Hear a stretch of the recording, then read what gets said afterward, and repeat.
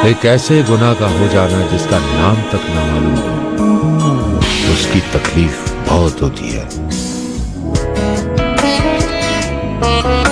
करीबी दोस्त भी वो दर्द नहीं बांट सकते।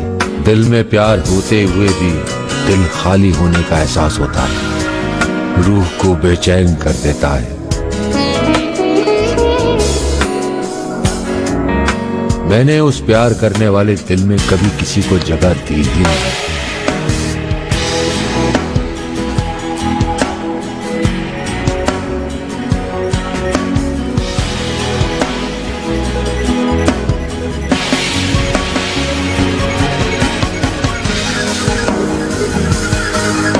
वो काली रात जिंदगी से मिटाने के लिए